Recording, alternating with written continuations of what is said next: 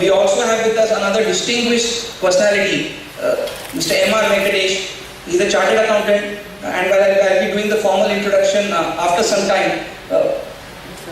He's in one line. He symbolized the fight against black money for the last.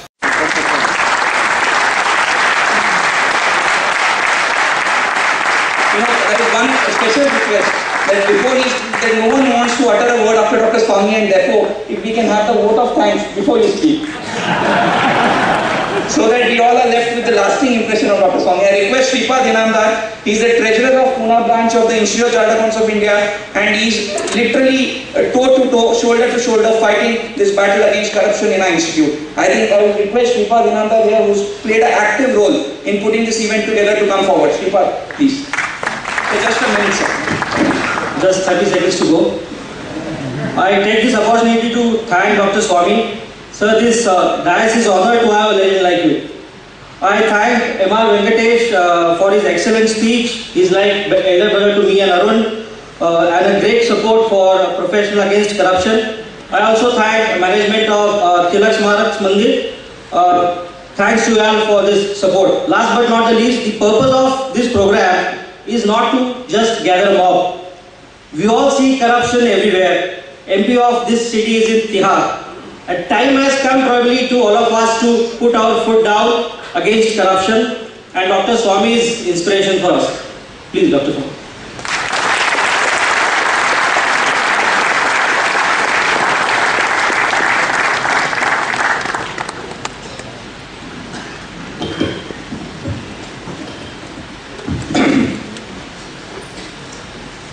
Prabodh मंच के माननीय अधिकारीगण, professionals against corruption के प्रतिनिधिगण, यहाँ उपस्थित पूना नगर के आदरणीय नागरिकों, दुनिया में आज हिंदुस्तान को एक बहुत भ्रष्ट देश माना जाता है। ट्रांसपेरेंसी इंटरनेशनल एक संस्था है जिसने एक इंडेक्स ऑफ करप्शन तैयार की है, और इस इंडेक्स के अनुसार 140 देशों में आज हमारे देश की पोजीशन 90 में है। सबसे शुद्ध देश माना जाता है इस इंडेक्स के अनुसार न्यूजीलैंड को, जो नंबर 1 है। अमेरिका का पोजीशन नंबर 10 पर है। चाइना का पोजीशन 81 पर है, और आज हम 90 पर हैं। 10 साल पहले हम 75 में थे, अब नीचे हैं। हम इस बात की तसल्ली ले सकते हैं कि हमसे पीछे पाकिस्तान है, लेकिन पता नहीं वो भी बहुत दिन रहेगा। हो सकता है पाकिस्तान के भी नीचे जा सकते हैं यदि आज की जो ट्रेंड है वो जारी रहेगी। तो हमारे देश की जो संपत्ति है, पैसा है, वो विदेशी बैंकों में जमा है। विदेश में कई देशों में जमीन प्रॉपर्टी खरीद कर रखा गया, और कुल मिलाकर के लोग कहते हैं कि $1.5 ट्रिलियन माने 70 लाख करोड़ रुपए हमारे देश की संपत्ति बाहर है। और यदि ये वापस आ जाए तो 10 साल के लिए कोई टैक्स करने के लिए जरूरत नहीं है।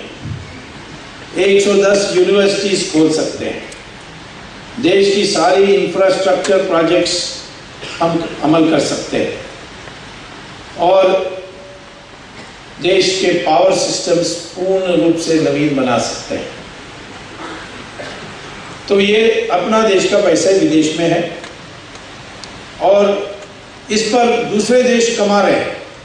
उदाहरण, स्विट्जरलैंड में जो पैसा जमा होती है उसके लिए वो ब्याज नहीं देते हैं, इंटरेस्ट नहीं देते, वो उल्टा आपसे 2% सर्विस चार्ज लेते हैं, और उस पैसे को वहाँ आने के बाद उनके बैंकों में उसको लेकर वो अमेरिका के बॉन्ड मार्केट में इन्वेस्ट करते हैं स्विट्जरलैंड, और उनको 4% मिलती है। तो 2% हिंदुस्तानियों से, और हिंदुस्तानियों के पैसे पर 4% और 6% बिना कोई काम करते हुए स्विट्जरलैंड को मिल जाती है। इसीलिए स्विट्जरलैंड में टैक्स ना के बराबर है। यानी हमारे पैसे बाहर भी जाती है और दूसरे देशों के लिए लाभदायक बनती है। तो ये सब हुआ कैसा? हम तो ऐसे नहीं थे पहले, 600 साल 700 साल पहले कि जो विदेश से लोग आए हमारे देश को देखने के लिए, कई तो बहुत 1000 साल के भी पहले आए थे। फासियन चाइना से आए थे 400 AD में, इसके माने 1600 साल के पहले, 16 साल से भी 17 साल के पहले, 1700 साल पहले। 1000 साल पहले युआन च्वांग आए थे चाइना से। वास्को ड गामा आए थे 700 साल पहले। 200 साल पहले मार्क ट्वेन आए थे अमेरिका से। इन सबों ने लगातार पुस्तकों को लिखी है। उनके भारत आकर प्रवास जो की, उसकी अनुभव पर उन्होंने पुस्तक लिखी। और एक बात कॉमन है इन सारी पुस्तकों में, वो है कि हिंदुस्तानी बहुत ईमानदार है, अपने घर पर ताला भी नहीं लगाता जब बाहर जाता है, और हम कोई गलती से कहीं अपनी सामान छोड़ दें तो वो हमें ढूंढ कर आकर उसको वापस करता है। ये इन पुस्तकों में लिखा है। और ये थी हमारी प्रतिष्ठा और प्रतिमा। और उस समय हम दुनिया के इकोनॉमिकली नंबर 1 देश थे। तो धीरे धीरे गिरते गए, और आज़ादी के आंदोलन में एक शुद्धता आई, पर 1947 के बाद फिर ये भ्रष्टाचार की लहर शुरू हुई, क्योंकि हमने सोवियत मॉडल बनाई थी। उस सोवियत मॉडल को अपने देश की इकोनॉमिक डेवलपमेंट के लिए जवाहरलाल नेहरू की जिद पर हमारे देश में लागू हुई, जो बिल्कुल हमारे देश के लिए ठीक नहीं था। उसमें लाइसेंस कोटा का व्यवस्था थी, और इस लाइसेंस को प्राप्त करने के लिए पैसा देना था, और फिर उस लाइसेंस को ब्लैक मार्केट में बेचकर कई गुना दाम मिलती थी। तो ये लाइसेंस मांगना, निकालवाना, उसके लिए एक पैरोकार के एक जमात खड़ी हुई, और उसमें से काला धन पैदा हुआ। कोटास में भी काला धन पैदा हुआ, और धीरे धीरे हमारे देश की जो भ्रष्टाचार की जो है शुरू हुई। आप जानते हैं ललित नारायण मिश्रा के क्या हाल हुई। नगरवाला के बाद आपकी कांड याद होगी। तो ये भ्रष्टाचार बढ़ते गया,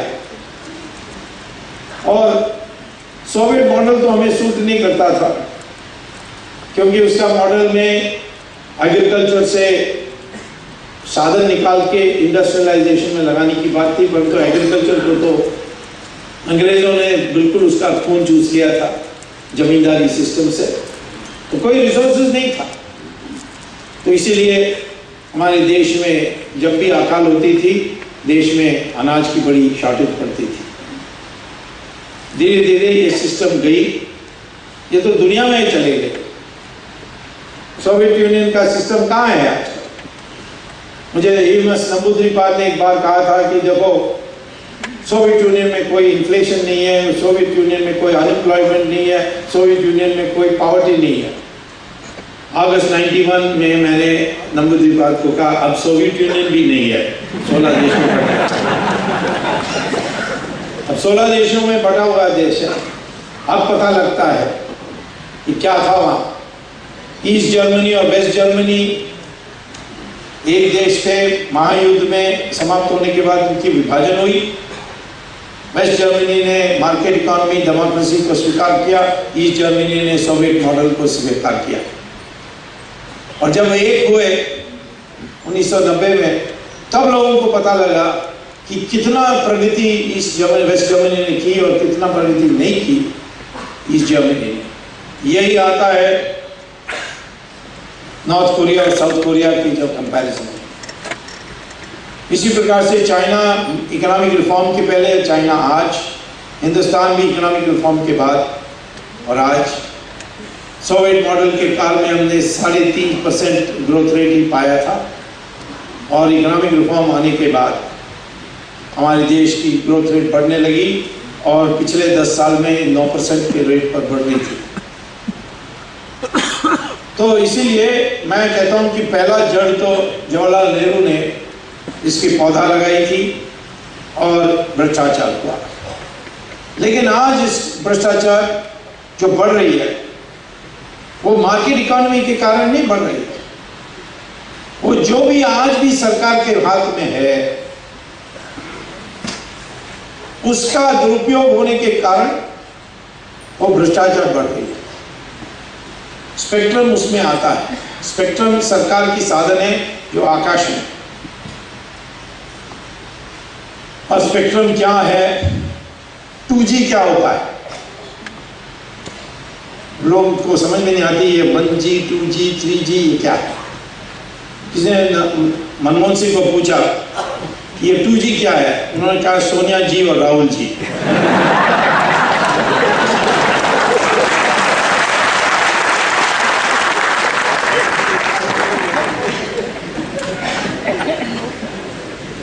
ऐसा है कि जब आप कॉर्डलेस फोन आई थी, उसको जिसको 1G मानते हैं, तब आप फोन में करते थे तो वायर नहीं था, वायरलेस था। और वायरलेस सीधी लाइन पर नहीं जाती है, वो वेव्स में जाती है।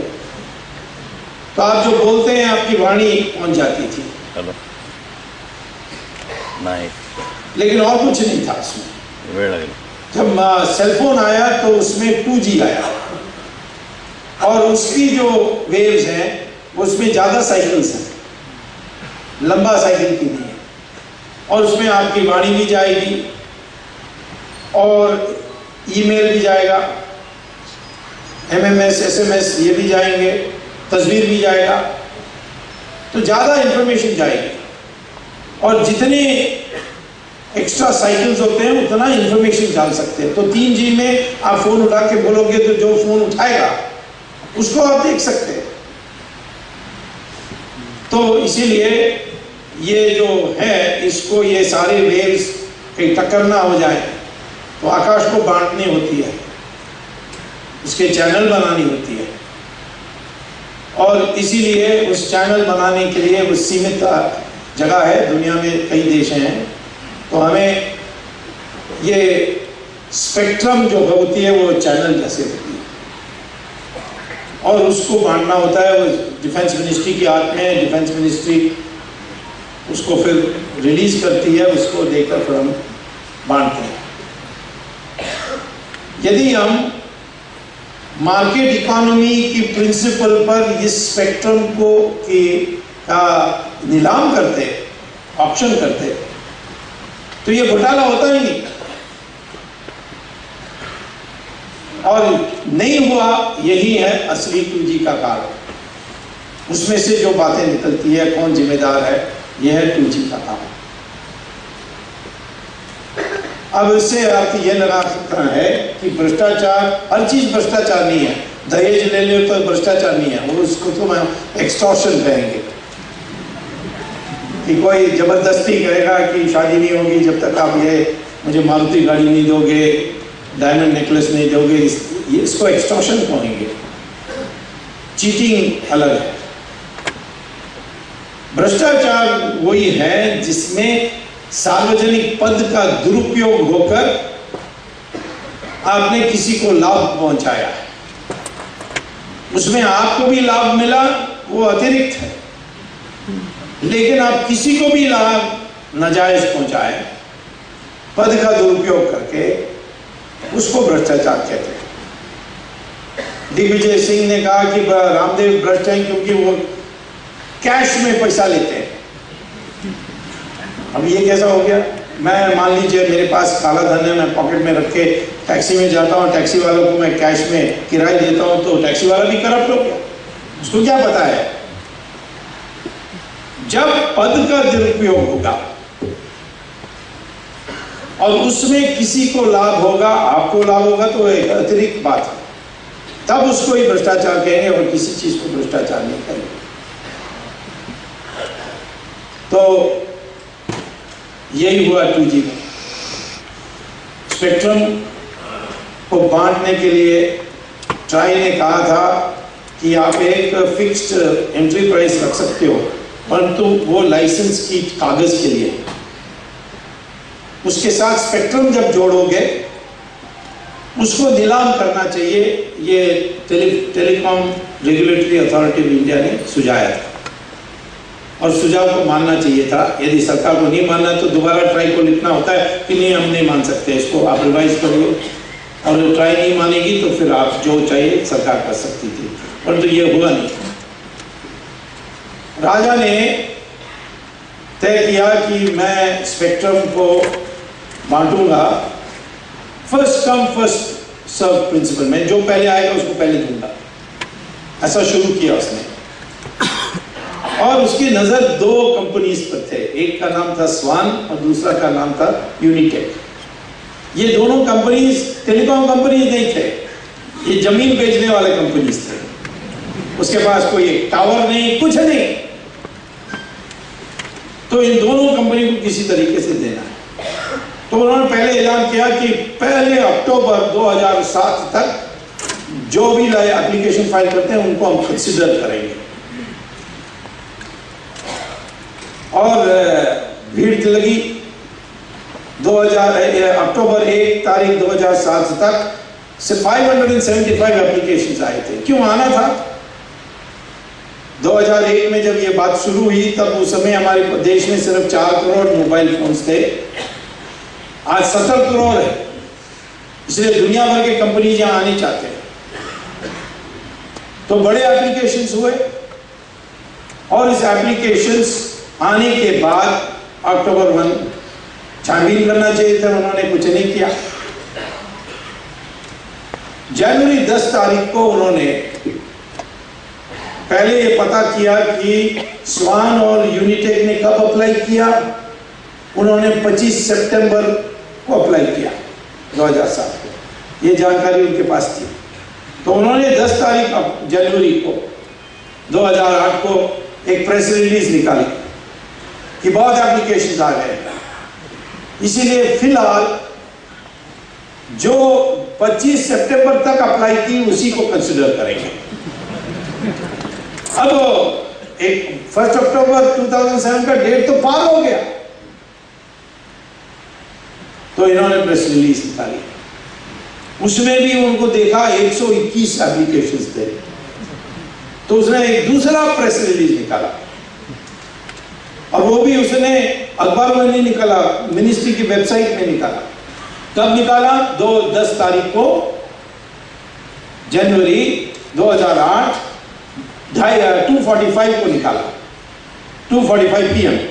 और क्या कहा कि जिन लोगों ने 25 सितंबर तक अप्लाई किया उनको पहले कंसिडर करेंगे, पर तो licence letter of intent of licence का हम उन्हीं को देंगे जो 3:30 बजे और 4:30 के बजे आज 1651 करोड़ रुपए का डिमांड ड्राफ्ट पेश करते हैं। अब 2:45 को किसी को कहो कि आप 1651 करोड़ रुपए का डिमांड ड्राफ्ट 3:30 बजे और 4:30 के बजे उसी दिन पेश करनी है, तो कौन कर सकता है? आपको तो 1 करोड़ का डिमांड ड्राफ्ट के लिए 2 दिन लग जाएंगे बैंक में। लेकिन उन्होंने पहले से स्वान को और इनको यूनिटेक को बता के रखा था, और वो लोग पहले से उसके कमरे में बैठे थे। डिमांड ड्राफ्ट उतनी बेशर्म थे, उन्होंने डिमांड ड्राफ्ट 10 दिन पहले का डेट पर बम्बई के बैंक से ली थी, पॉकेट में था। और बाकी लोग आपने क्या दादागिरी की पता नहीं। कुल मिलाकर 9 कंपनीज को लाइसेंस मिली, लाइसेंस की लेटर ऑफ इंटेंट मिली। तो पहला गलत काम ये हुआ, दुरुपयोग। ये पहले अक्टूबर 1 का दिया, वो भी गलत था। फिर कहा कि 25 सितंबर तक पहले कंसिडर करेंगे, वो भी गलत था। और तीसरा कि जो लोग डिमांड ड्राफ्ट पेश करेंगे 1651 करोड़ रुपए का, लाइसेंस फी लाइसेंस का एंट्री फी, उन्हीं को हम कंसिडर करेंगे। और ये लिस्ट, इतनी बड़ी लिस्ट से उन्होंने 9 लोगों को कर दिया। उसमें टाटा भी थे, वीडियोकॉन भी थे, SR के लोग भी थे, कई और भी थे। तो ये होने के बाद इन्होंने लाइसेंस, जैसे ट्राई ने कहा कि आप फिक्स प्राइस कर सकते हो एंट्री के लिए, ये जो स्पेक्ट्रम है इसकी नीलाम करनी चाहिए थी। लाइसेंस तो अनुमति थी लाइसेंस काम करने के लिए, परंतु स्पेक्ट्रम के बिना काम नहीं कर सकते हो। तो कौन सा आपका चैनल है उसकी मार्किंग करके बताने के लिए ऑप्शन करनी थी। ये 9 कंपनीज के बीच में ऑप्शन करनी थी, वो नहीं किया उन्होंने कहा ये लाइसेंस, ये जो स्पेक्ट्रम है ये 0 प्राइस पे, 0 प्राइस पर देंगे। ये कौन सा नियम है 0 प्राइस में देने का? तो कुल मिलाकर लाइसेंस का जो दाम है वो सिर्फ 1651 करोड़ का बना। जब 2008 में मार्केट प्राइस जो एस्टिमेट हुआ था वो 10 गुना ज्यादा था औसत। हमें कैसा पता है? क्योंकि ये जो लाइसेंस दी गई थी स्वान और यूनिटेक को, वो तो कंपनी नहीं चला सकते, उनके पास एक टावर भी नहीं है। उन्होंने 2 विदेशी कंपनी को बेच दी। एक का नाम एटिसलाट और दूसरे का नाम टेलीनॉर। आई थिंक यहाँ आपके पूना में यूनिनॉर के नाम पर सेवा चल रहा है। मजेदार बात यह है कि 2 बातें थी। एक तो रूल था, लाइसेंस का रूल कि लाइसेंस मिलने के बाद 3 साल के लिए बेच नहीं सकते हो और लाइसेंस का क्रियान्वित करना होगा, एक रूल था।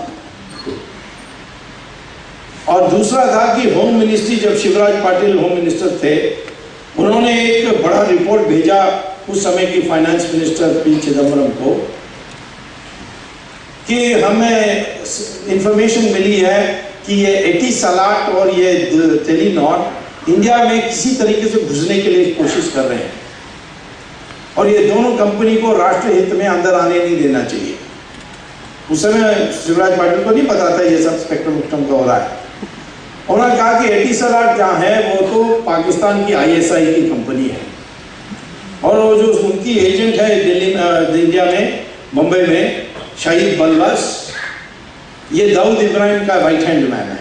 ये होम मिनिस्ट्री का रिपोर्ट में मैंने कोर्ट में पेश किया इसको। और जहाँ तक टेलीनॉर है वो चाइना से इक्विपमेंट खरीदती है, चाइना का मिलिट्री से इक्विपमेंट खरीदती है जो दोनों काम पर उपयोग हो सकता है, वायरलेस के लिए और दूसरा जब कोई जब चाहिए वो साइबर वॉरफेयर भी कर सकती है। माने इंडिया और चाइना के बीच में झगड़ा हो जाए तो आपकी सारी डिफेंस इलेक्ट्रॉनिक्स को ठप कर सकती है और आपके डिफेंस की जो कंप्यूटर्स हैं उसमें वायरस घुसा सकती है। तो इसीलिए इनको कंपनी को नहीं बेचना चाहिए, फिर भी बेच दिया। ये तो राष्ट्रद्रोही का काम किया उसने, ये लाइसेंस बेचकर। और इन लोगों ने किस दाम पर लाइसेंस बेचा? उन्होंने 8 गुना दाम पर बेचा।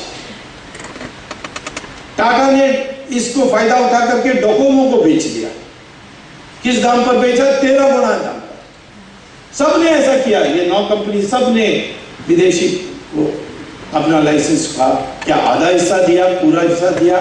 स्वान और यूनिटेक ने तो पूरा हिस्सा दे दिया। तो आपने सस्ता बेचा। कांग्रेस वाले कहते हैं हम सस्ते दाम पर देने चाहते हैं ताकि मोबाइल सर्विसेज सबको एक पास पहुंच सकें। तो आप केरोसिन और पेट्रोल भी सस्ते दाम 2001 के दे दीजिए, जैसे स्पेक्ट्रम का दे रहे हैं। सिर्फ स्पेक्ट्रम का क्यों दे रहे हैं? और यदि आप जो रेवेन्यू मिली 2001 के दाम पर तय किया, जो 1651 करोड़ है, ये 2001 का दाम है। उस दाम पर आपने जो दिया तो आपको टोटल 14,000 करोड़ सरकार को मिली रेवेन्यू, ये लाइसेंस बेचकर। आप उसका 10 गुना करिए, जो 10 गुना दाम था, या 8 गुना भी करिए, वो 1 लाख को पार कर जाता है।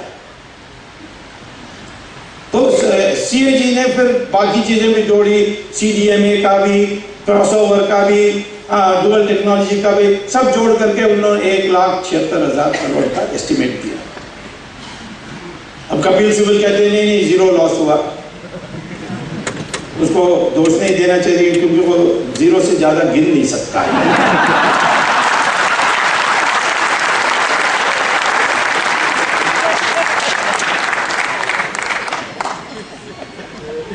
अफसोस राजा के ऊपर केस डालना था,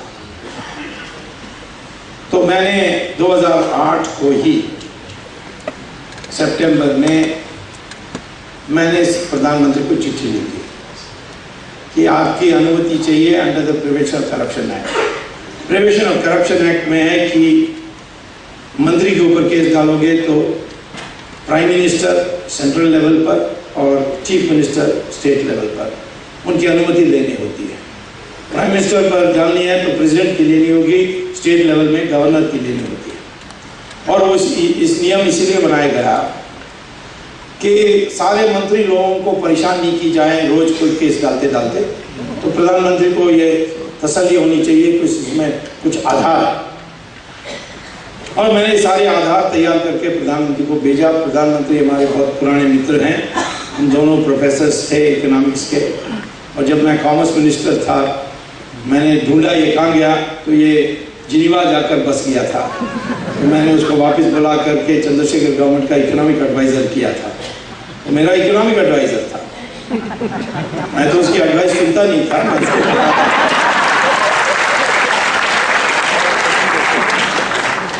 बाद में नरसिम्हा राव ने उनको फाइनेंस मिनिस्टर बनाया।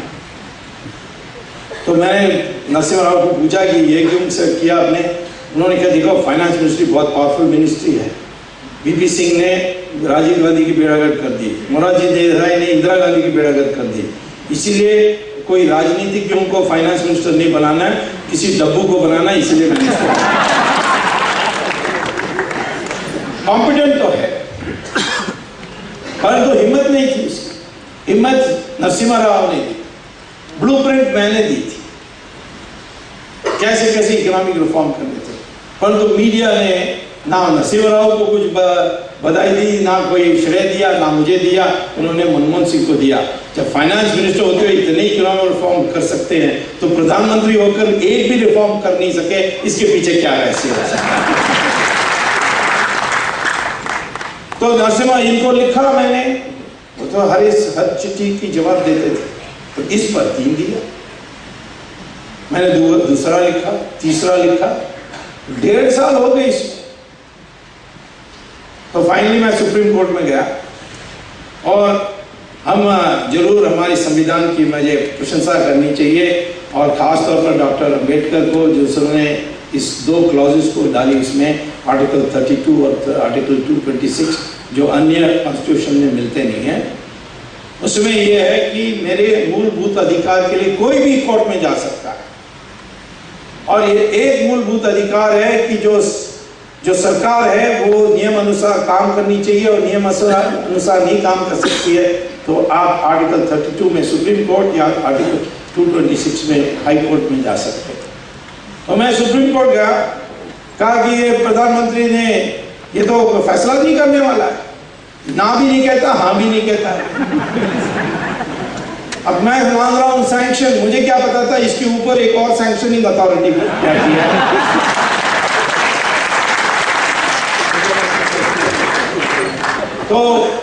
तो कोर्ट को नाराज हुए, और इंडिया के इतिहास में पहली बार और दुनिया के इतिहास में पहली बार सुप्रीम कोर्ट ने प्रधानमंत्री को नोटिस दिया, कारण बताओ क्यों आपने स्वामी का चिट्ठी का जवाब दिया।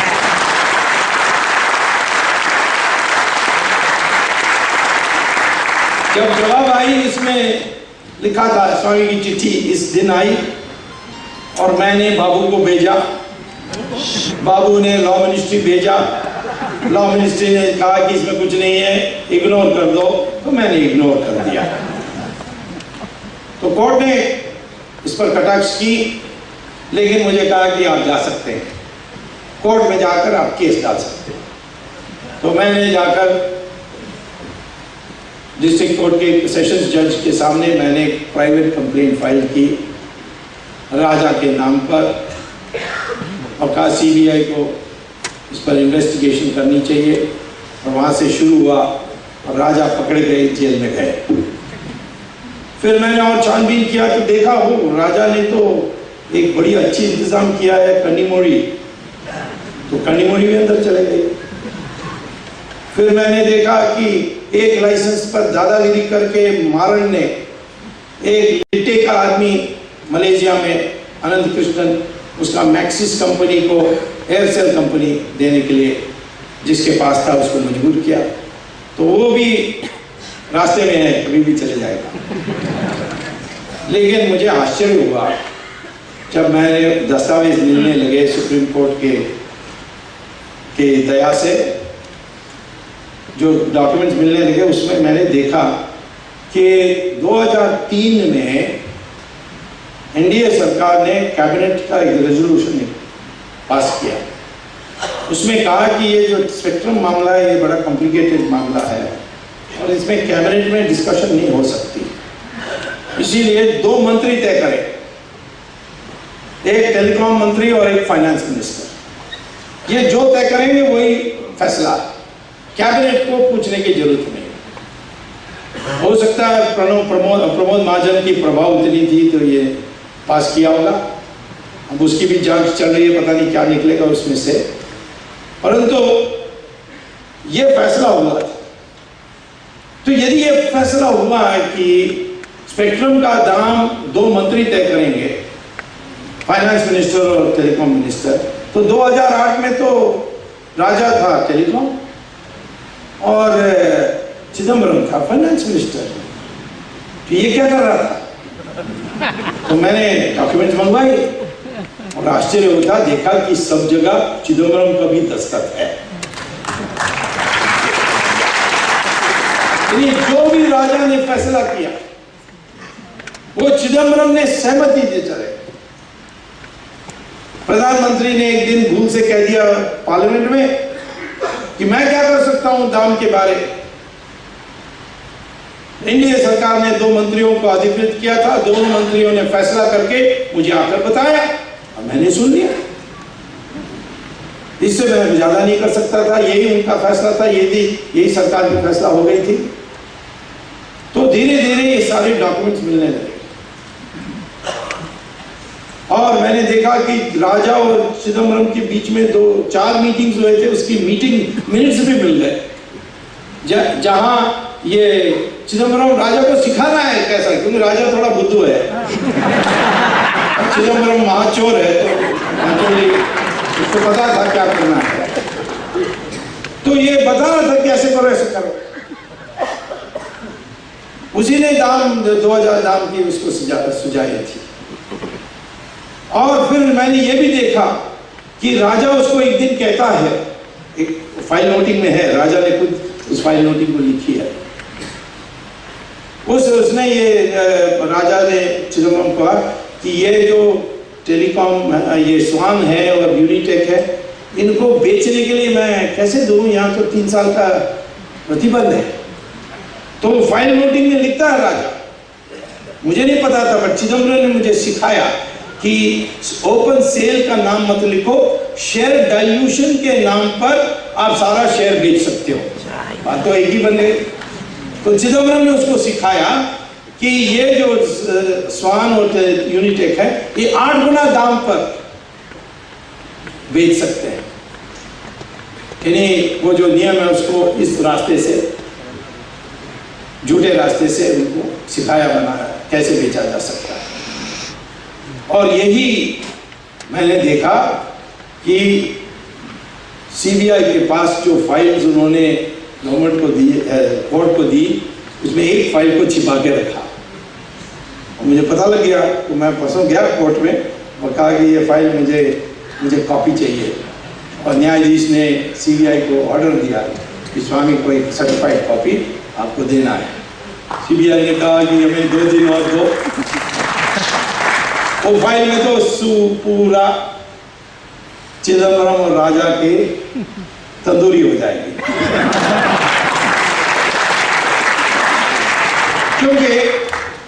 प्रिवेंशन करप्शन एक्ट में है कि सरकार का अपने पद का दुरुपयोग करके किसी को या अपने को या दोनों को लाभ पहुंचाएं जो राष्ट्र हित में नहीं है, वो 7 साल की सजा होती है उसमें। Section 13 bracket 1 bracket D bracket part 2 and part 3। तो क्या किया कि लाइसेंस दिया, जिनको नहीं देना चाहिए, रियल एस्टेट कंपनी को नहीं देना चाहिए था, ये सब है, वो छोटी अपराध है। जो बड़ी अपराध है कि इनको सस्ते दाम पर लाइसेंस दिया और वो उन लोगों ने जाकर बेच दिया विदेशी कंपनी को, वो भी ब्लैकलिस्टेड कंपनीज, एटिसलाट और टेलीनॉर, और इन 2 ब्लैकलिस्टेड कंपनीज को बेच दी और उनको 8 गुना दाम मिला जो उन्होंने सरकार को दिया था लाइसेंस के लिए। इससे आपने लाइसेंस उनको फायदा पहुंचाया ये अनुमति देकर, और इसीलिए आपने राष्ट्रहित के विरुद्ध में काम किया, राष्ट्रहित के विरुद्ध में आपने काम किया, क्योंकि ये ब्लैकलिस्टेड कंपनीज थे। तो पैसा फायदा पहुंचाना भी और राष्ट्रहित के खिलाफ भी काम किया, ये सीधा बन जाता है। तो 3 तारीख दिसंबर को सुनवाई होगी फिर ट्रायल कोर्ट में, और मैं समझता हूँ उस दिन चिदम्बरम के नाम पर कुछ ऐसा कसेगा कि उसको भी तिहाड़ जेल की तरफ जाना पड़ेगा।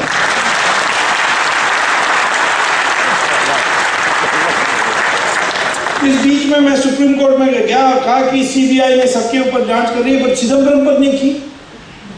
जब चिदम्बरम हिस्सेदार हैं, जो भी आरोप सीबीआई ने इसके ऊपर, राजा के ऊपर लगाई, वो बिल्कुल चिदम्बरम पर लागू होती है। मेरे खिलाफ 2 बड़े बड़े वकील, के वेणुगोपाल, पी राव, एक सीबीआई का वकील, दूसरा यूनियन ऑफ इंडिया के वकील, वो दोनों आए मेरे खिलाफ और बहस चली। मैं सिर्फ 3 घंटा मैंने बोला, पर ये 18 घंटे बोले दोनों मिलकर के। और क्या बोले? ये नहीं कहा कि स्वामी के तथ्य गलत है, उन्होंने ये बोला कि स्वामी को यहाँ आना ही नहीं चाहिए क्योंकि चार्जशीट फाइल हो गई, चार्जशीट के बाद कोर्ट, सुप्रीम कोर्ट का मॉनिटरिंग का कोई अधिकार नहीं है, और इसीलिए लक्ष्मण रेखा बांधी है पुराने जजमेंट सुप्रीम कोर्ट के, उसको पार नहीं की जा सकती है। पहले जस्टिस गंगुली ने कहा, देखो सीता लक्ष्मण रेखा नहीं पार करती है तो रावण का वध कभी नहीं होता।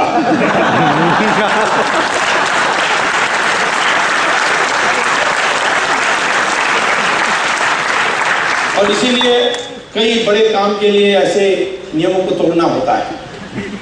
लेकिन मैंने कहा कि आप नियम नहीं तोड़ रहे, क्योंकि ये सारे वकील को पता नहीं, देखा नहीं या छिपाया।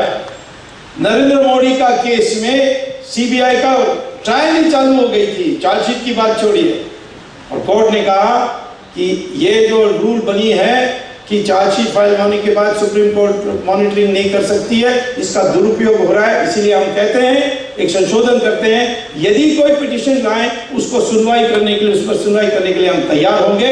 और इसीलिए नरेंद्र मोदी के खिलाफ इन लोगों ने केस डाली, वो इनके गला पर फंस गई और ये मेरे लिए फायदा मंद। तो सुप्रीम कोर्ट ने अभी ऑर्डर्स रिजर्व किए हैं। हो सकता है कि वो लोग कहते हैं 15 नवंबर और 20 नवंबर के बीच में फैसला आएगी, और यदि वो फैसला आएगी, जैसे मैं अपेक्षा कर रहा हूँ कि सीबीआई की इंक्वायरी ऑर्डर हो जाएगी, तो उसी दिन इसको इस्तीफा देना पड़ेगा और 3 तारीख को इसके नाम पर हम वारंट जारी करवा देंगे।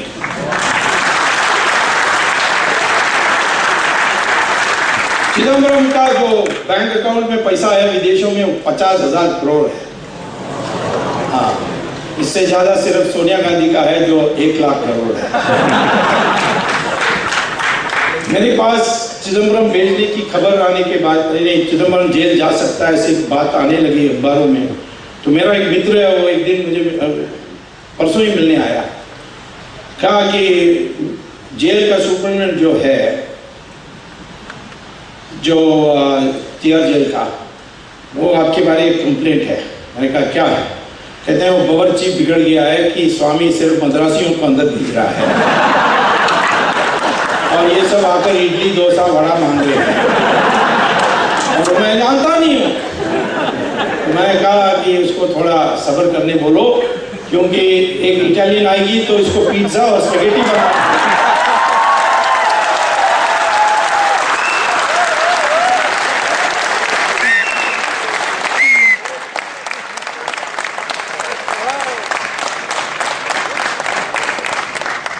देखिए बुरा क्यों है करप्शन? ये नहीं कि चिदम्बरम ने पैसा बनाया, राजा ने पैसा बनाया, वो तो मैं जानता हूं किसने कितना बनाया। नुकसान हुआ 1,76,000 करोड़ का, जो अनुमान जो एस्टिमेट है मैं मानता हूं उसका। लेकिन रिश्वत है 60,000 करोड़। और राजा को मिलने के बाद उसको समझ में आई कि मैं सारा मैं तो नहीं रख सकता, तो मुझे बांटना पड़ेगा जिन लोगों ने मेरी मदद की। तो उसने सिर्फ 4,000 करोड़ अपने पास रखा। चिदम्बरम को 5,000 करोड़ दिया, करुणानिधि को 16,000 करोड़ दिया, क्योंकि करुणानिधि की 3 बीवी हैं तो थोड़ा ज्यादा। और सोनिया गांधी को 36,000 करोड़ रुपया दिया। ये सारा काला धन जो है ये कहां जा रहा है? एक हिस्सा इंडिया में रहता है, एक हिस्सा हवाला के जरिए, जैसे वेंकटेश ने कहा, बाहर जाती है। और जैसे वेंकटेश ने अभी बताया आपको, ये पैसा बैंक में नहीं रहती है। आप जो पैसा आती है वो बैंक पे थोड़ी दिन रखिए, फिर बैंक से निकालिए और गोल्डमैन सैक्स के पास चले जाइए, यूएस फाइडेलिटी इन्वेस्टमेंट के पास चले जाइए, मॉर्गन स्टैनली के पास चले जाइए। इनके पास जाकर इनके काउंटर में ये बोरी रखिए पैसा और अपना पासपोर्ट दिखाइए इंडियन और कहिए कि मैं इंडिया से हूँ, मुझे पार्टिसिपेटरी नोट चाहिए। भारत सरकार ने इन तीनों को अधिकृत किया है पार्टिसिपेटरी नोट देने के लिए। और पार्टिसिपेटरी नोट एक कागज है, उसमें सिर्फ कितना पैसा आपने दिया वही छपा होगा और कुछ नहीं, नाम नहीं होगा, सीरियल नंबर नहीं होगा, कुछ नहीं होगा उसमें।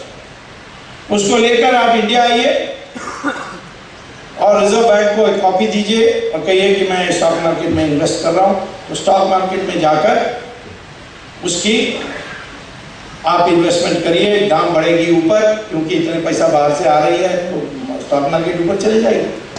और ऊपर जाने के बाद उसको बेच दीजिए, पैसे में आपको कैपिटल गेन्स मिलेगी।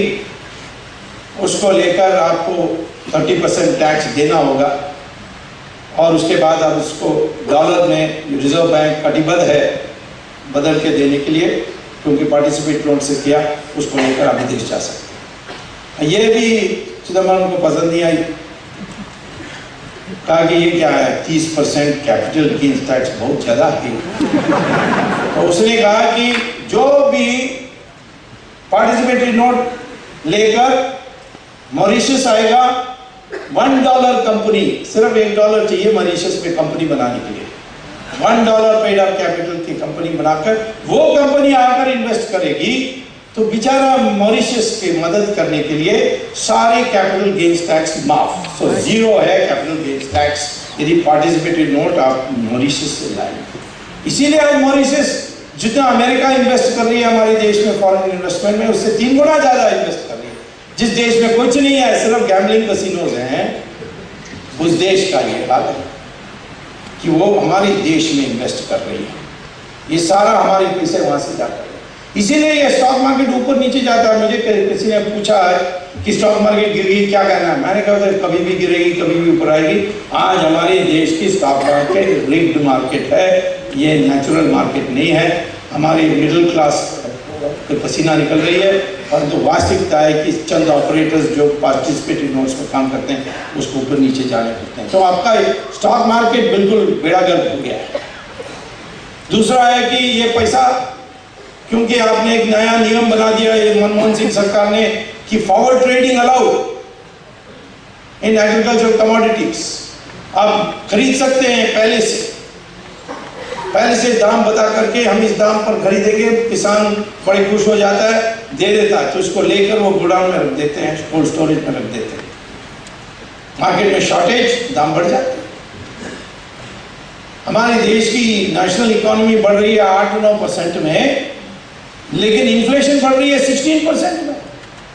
अब 8-9% पर अपनी जीडीपी बढ़ रही है, जिसके माने पूर्ति माने सप्लाई भी बढ़ रही है, नए प्रोडक्शन बढ़ रही है, लेकिन दाम फिर कैसे बढ़ सकती है? हम तो प्रोफेसर हैं इकोनॉमिक्स के, हम तो पढ़ाते हैं कि सप्लाई बढ़ेगी तो दाम घटेगी, परंतु इंडिया का इकोनॉमिक्स बिल्कुल उल्टा ही है। दाम भी बढ़ रही है, ये काला धन के कारण। कल हो जाए रेट जमाखोर के, इसमें दाम कम हो जाए, और कर नहीं सकते क्योंकि ये सब जानबूझकर कर रहे हैं।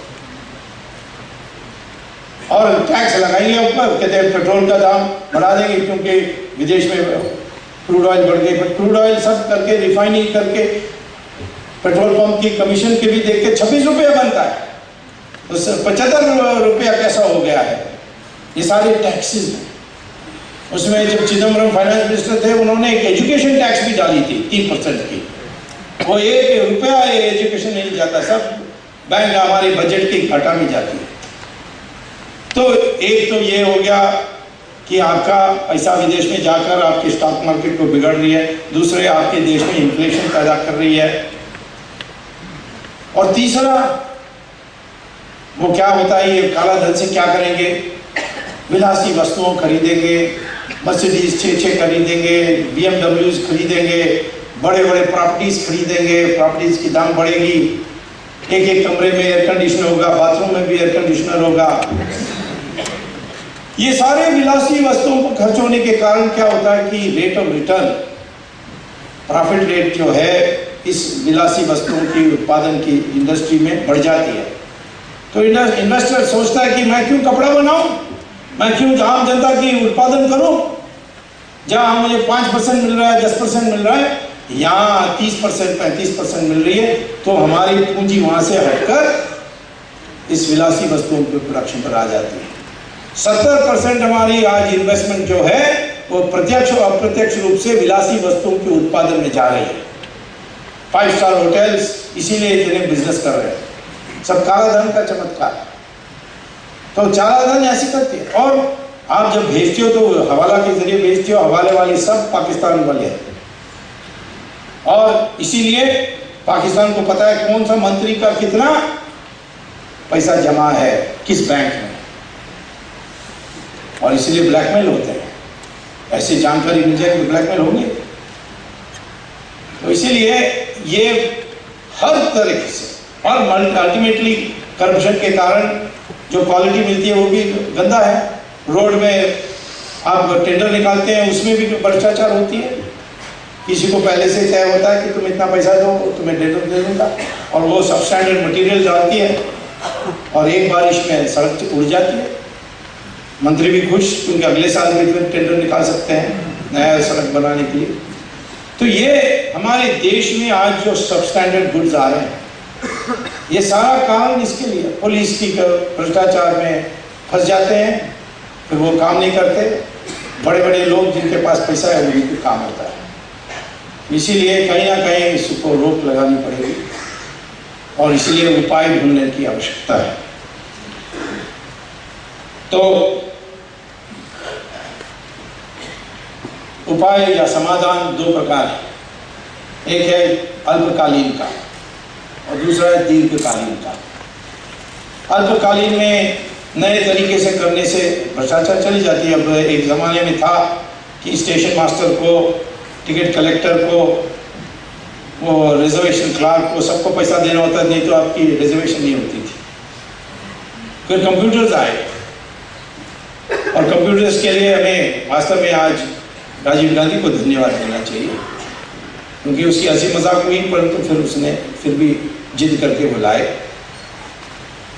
उसकी बीवी उनको भूल सकती है, और जिन लोगों ने मारा है उनको छोड़ने के लिए भी बोल सकती है, परंतु मैं तो नहीं बोल सकता, क्योंकि इन्होंने ये जो सेवा की है कि जो कंप्यूटराइजेशन लाए, इस कारण से आज रिजर्वेशन टिकट्स में है ही नहीं के बराबर, थोड़ा कुछ होता है पर बराबर नहीं की बराबर।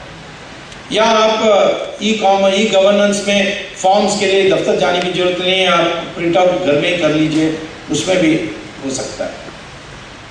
FIR फाइल करने के लिए कंप्यूटर से हो सकता है, और ये मार्च 15 तक सब हो जाएगा। तो आपको पुलिस स्टेशन जाने की जरूरत नहीं होगी, आप कंप्यूटर से कर सकते हैं।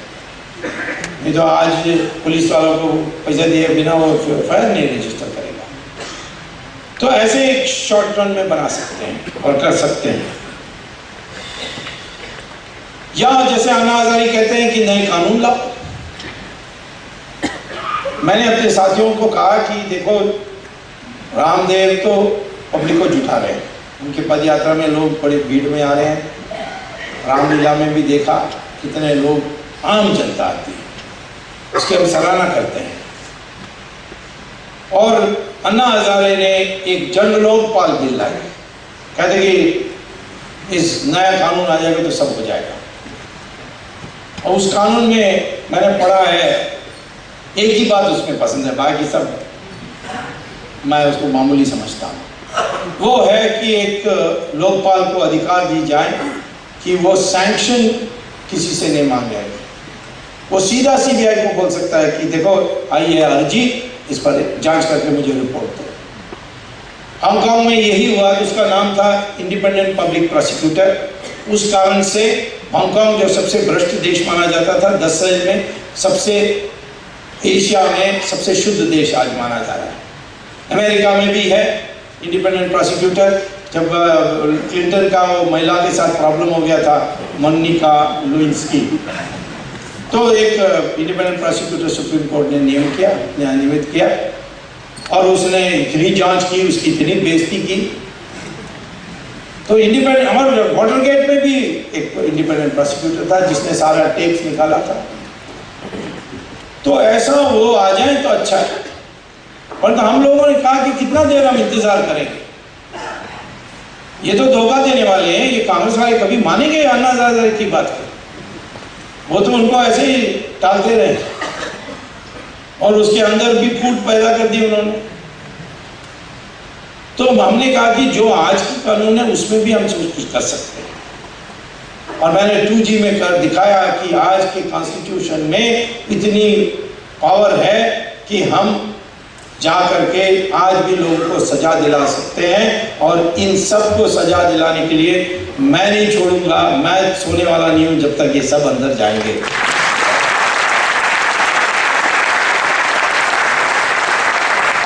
अभी तक मद्रासी गए तो अगला बारी तो एक पंजाबी का है, मुरादाबाद से है, उसका नाम है रॉबर्ट गुड्रा। अभी तक तो वो दामाद है, पता नहीं अगला महीना दामाद रहेगा कि नहीं, क्योंकि मामला गड़बड़ है वहाँ। वो प्राइवेट मामला में नहीं पता, परंतु कुछ मामला पकड़ा है वहाँ। सोनिया गांधी के बारे केस के लिए भी मुझे चिंता होती है, क्योंकि जो बीमारी उसकी है पता नहीं कितना दिन रहेगी। डॉक्टर तो उसको 7 महीने देते हैं, तो भगवान तय करेगा कितना दिन कौन रहेगा। लेकिन डॉक्टर के जो उन्होंने उनकी इलाज की, उसको भी कितना रहस्य किया, क्या इसमें रहस्य होने की बात। परसों तक कह रहे थे कि वो बिल्कुल ठीक हो गई, अब उत्तराखंड से शुरू करने वाली है बड़ी अभियान। और कल क्या बोला जनरल सेक्रेटरी, वायरल हो गए। वायरल है तो आइनोसिन लेकर या कोई सेरिडॉन लेकर जाकर शक्ल तो दिखाना चाहिए था। वायरल नहीं हुई, उल्टा दोबारा अमेरिका जाना पड़ रहा है। ये इसमें रहस्य क्यों रखना है? उससे ही आपको पता लगता है कि कुछ बुरा हो रहा है।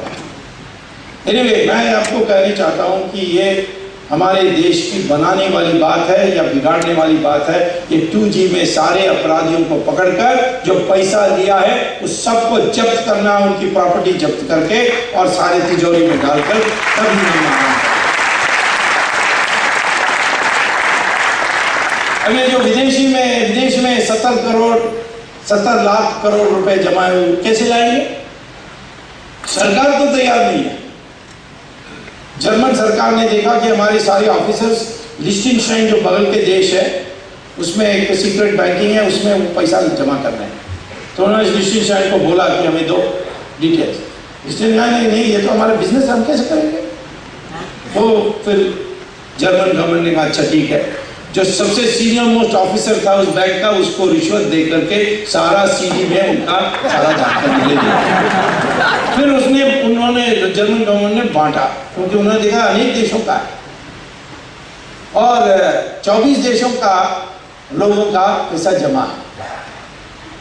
तो उन्होंने छांटा और ये 24 देशों को उन्होंने चिट्ठी लिखी कि आपके देश के नागरिक इसमें इलीगल बैंक अकाउंट रखें और इसलिए ये जानकारी हमको भेज रहे हैं, सीडी के साथ भेज दी।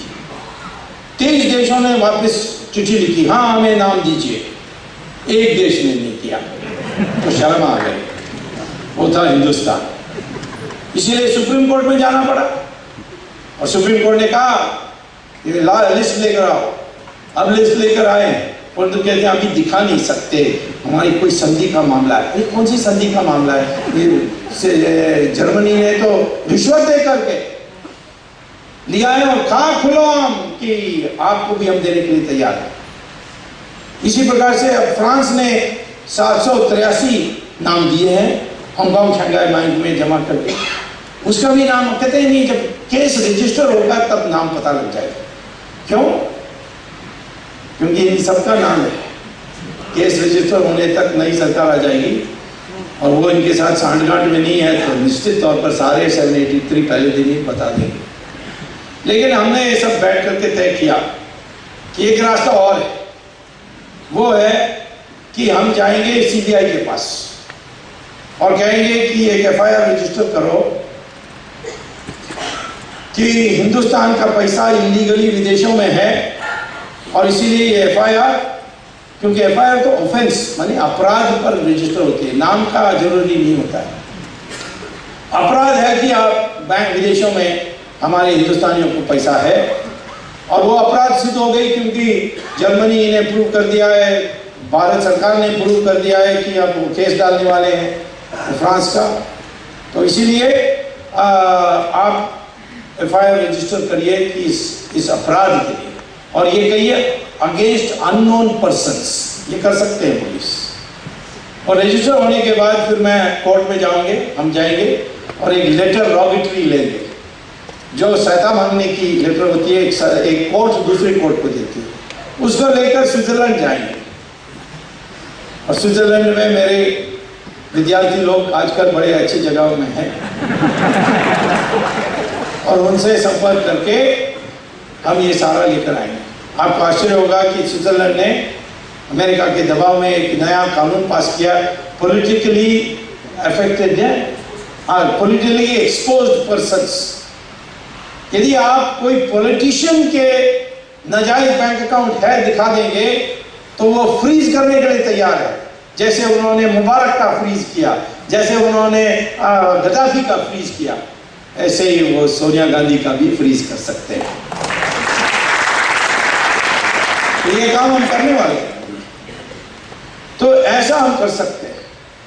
मैं ये चाहता हूं कि हमारे देश में लोग निराश ना हो, क्योंकि हमारे देश के लोग बहुत जल्दी निराश हो जाते हैं। मैं इमरजेंसी में लड़ रहा था तो कहते थे ये तो कब कैसे जाएगा, थर्ड वर्ल्ड कंट्रीज में ऐसे ही चल रहा है। लेकिन और मुझे ये पूछते थे ये इमरजेंसी जाएगा कैसा, मुझे नहीं पता था कैसे जाने वाला है। लेकिन एक दिन इंदिरा गांधी ने इलेक्शन डिक्लेयर कर दी, वो खुद हार गई उस इलेक्शन में। ये मुझे कैसे पता था? मैं पता होता और बोलता तो लोग कहते ये पागल है, कहता कि इंदिरा गांधी इमरजेंसी खुद हटा देगी और खुद हार जाएगी, ये कैसे होगा? तो घटनाएं होते हैं, वो भगवान करता है। हमें तो निराश नहीं होते हुए अपनी जो कर्तव्य है उसको पूरा करना है। इसीलिए सबको शपथ लेना चाहिए कि हम भ्रष्टाचार का विरोध करेंगे और शुरू में जो ऊपर का भ्रष्टाचार उसका ही विरोध करना है। ये छोटा भ्रष्टाचार सब ऑटोमेटिकली ठीक हो जाएगा, क्योंकि गंगोत्री वहाँ बैठी है और गंगोत्री के कारण जब वहाँ शुद्ध होगा तो नीचे नीचे। मैं एक आखिरी बात कहना चाहता हूँ, ये हमारे देश में ऐसा हुआ कैसा? जो सबसे ईमानदार देश था वो इतना भ्रष्ट कैसे हो गया कि दुनिया भर में कहते हैं हिंदुस्तानियों को कभी भी खरीद सकते हैं, या टेररिस्ट भी ऐसे कहते हैं, कसाब भी ऐसे ही कहता है, अरे हिंदुस्तानी को तो हम खरीद सकते हैं। ये हुआ क्योंकि हम लोग पैसे के लालच में आ गए। ये हमारी संस्कार नहीं है। जब दो महर्षि बैठकर के फैसला की कि समाज की रचना कैसे होनी चाहिए, एक का नाम भृगु और दूसरे का नाम ऋषि भारद्वाज। इन दोनों ने ये कहा कि समाज में स्थिरता लाने के लिए जो सत्ता के अनेक अंग हैं उनको अलग कर देना चाहिए, विकेंद्रीकरण कर देना चाहिए। और भृगु ने कहा कि सत्ता के 4 अंग हैं, एक है विद्या ज्ञान, दूसरा है शस्त्र, तीसरा है धन और चौथा है जमीन। तो ये 4 जो हैं ये किसी एक से ज्यादा किसी के हाथ में नहीं होना चाहिए। जिसके पास ज्ञान है, विद्या है, उसके पास शस्त्र नहीं होगा, उसके पास धन नहीं होगा, उसके पास जमीन नहीं होगा। जिसके पास शस्त्र है वो नीति नहीं तय कर सकता है, न्याय के दंड नहीं दे सकता है। वो जो ज्ञानी हैं उनके पास जाकर सलाह लेना होगा। जिसके पास धन है वो जितना दान करता है उस पर उसकी समाज में प्रतिष्ठा होगी, और समाज में प्रतिष्ठा सबसे ज्यादा उनकी होगी जो ज्ञानी है और जिनके पास कोई पैसा नहीं है, कोई धन, कोई शस्त्र नहीं है, कोई जमीन नहीं है। ये बात मुझे पहले जची जब मैं विद्यार्थी बन के अमेरिका गया और मुझे अमेरिकन क्लासमेट ने कहा कि ये बताइए कि आप हिंदुस्तानियों ने महात्मा गांधी को नेता कैसा माना। मैंने कहा क्यों, क्या आपत्ति आपकी? वो तो आधा नंगा है, उसके पीछे कैसे जा सकते हैं? मैंने कहा आपके देश में, इसलिए हमारे देश में नेता को सूट बूट चमकता हुआ जूता, मैंने आपके धार्मिक गुरु से, हमारे धार्मिक गुरु भी जैसे पोप देखिए, डायमंड रूबी सिल्क का कपड़ा। हमारे देश में जो साधु सन्यासी हैं वो सब भगवा पहन के घूमते हैं। महात्मा गांधी भी एक लंगोटी पहन के घूमते थे और हम सब उसके पीछे जाते थे। तो ये त्याग का जो एक मूल्य था वो सनातन धर्म में है। सनातन धर्म ने कहा है कि भौतिक विकास के साथ आध्यात्मिकता भी होनी चाहिए, दोनों का मेल होना चाहिए, सम्मिश्रण होना चाहिए, उनका समन्वय होना चाहिए। ये है सनातन धर्म। ये जो पैसा ही समय आपकी समाज में प्रतिष्ठा तय करेगी, ये भ्रष्टाचार होना स्वाभाविक है। जब सीबीआई ने शाहिद बलवाज को समन भेजा तो शाहिद बलवाज चिट्ठी में लिखता है, मैं फोर्ब्स का बिलियनर लिस्ट में हूं, आपने कैसा हिम्मत किया समन भेजने के लिए। पर ऑफ कोर्स अब ये सुप्रीम कोर्ट में कहा गया तो उसकी पूरा इंतजाम हुआ, वो पसीना खा रहा है, मच्छर मार रहा है। पैसे के आधार पर कभी समाज में प्रमुख प्रतिष्ठा नहीं बन सकती, वो समाज डूब जाएगी। और जो पैसा बनाते हैं वो सुखी भी नहीं होने वाले। ये क्या बात है कि हॉलीवुड की सबसे अमीर एक्ट्रेस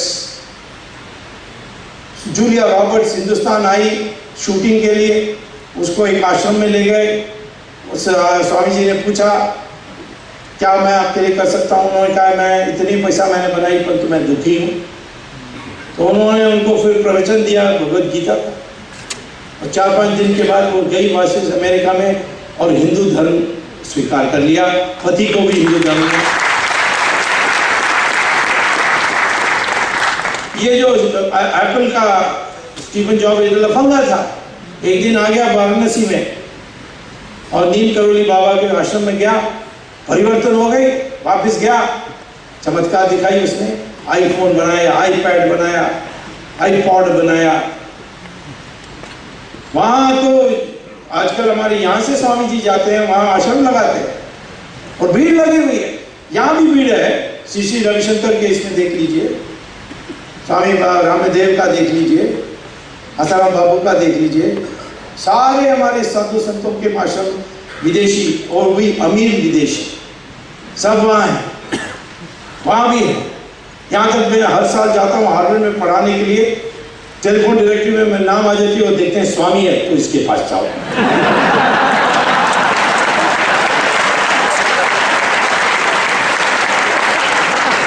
और जब मैं नाना कहता हूँ समझते हैं मैं ज्यादा फीस चाहता हूँ, इसलिए डबल फीस। ये क्यों है?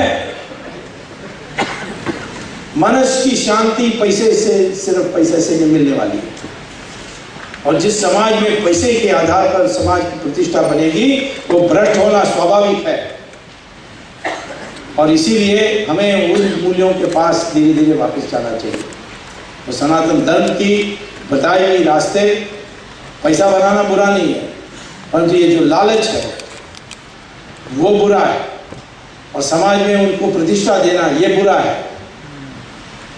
तो ये जो मूल्य वापस आएगी तो दीर्घकालीन में भी हम दोबारा वैसे जैसे पहले थे स्वच्छ समाज बन सकते हैं।